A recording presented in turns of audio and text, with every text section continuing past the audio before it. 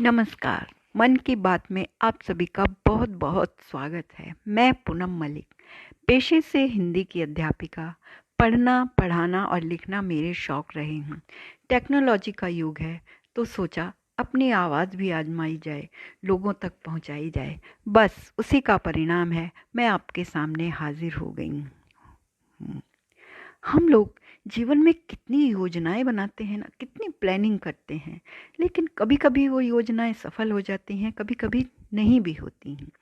ऐसे ही दो छोटे छोटे उदाहरण कहानी के रूप में मैं आपके सामने प्रस्तुत करने जा रही हूँ। वैसे मैं समय समय पर कहानियाँ सुनाकर, हिंदी कहानियाँ सुनाकर आपका मनोरंजन और ज्ञानवर्धन करने की कोशिश करती रहूँगी। तो पहला उदाहरण ये है कि एक दिन एक बूढ़ी माँ ने एक साधु को अपने घर खाने पर बुलाया। अगले दिन साधु आए, खाने के लिए बैठे। बूढ़ी अम्मा ने बहुत सारे पकवान बनाए थे। खाने बैठे, जैसे ही साधु बाबा खाने बैठे, उन्होंने सामने देखा पापड़ का पैकेट पड़ा हुआ था।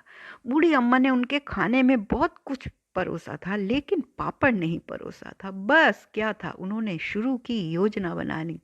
उन्होंने कहा, अम्मा जानती हो, आज जब मैं आ रहा था तो रास्ते में कितना बड़ा सांप देखा। अम्मा ने पूछा, कितना बड़ा? साधु बाबा ने कहा, यहाँ से लेकर उतना बड़ा जहां तक वो पापड़ की थैली पड़ी है। बस पापड़ का नाम सुनते ही अम्मा ने कहा, अरे मैं भी कितनी भुलक्कड़ हो गई हूँ, देखो आपको पापड़ ही नहीं दिया। गई, तुरंत पापड़ उठाया, भुना और साधु बाबा को दिया। उनकी योजना सफल हो गई। हमेशा हमारी योजना सफल नहीं होती। दूसरी घटना है कि एक बार एक पति पत्नी के घर में एक मेहमान आया। काफी दिन बीत जाने के बाद भी वह जाने का नाम ही नहीं ले रहा था। बस उससे परेशान होकर दोनों ने एक दिन एक योजना बनाई। पति ने कहा कि मैं तुम्हें कल सुबह खाने को लेकर बहुत गुस्सा करूंगा, बहुत डांटूंगा और कहूंगा तुम्हें खाना बनाना नहीं आता, और तुम चुपचाप या रोने लगना और कह देना कि मैं भी खाना नहीं बनाऊंगी। ठीक वैसा ही अगले दिन दोनों ने अपनी योजना को रूप देने की कोशिश की। सुबह जब पति खाने बैठे तो उन्होंने पत्नी से कहा, कैसा खाना बनाया है, तुम्हें खाना बनाना भी नहीं आता?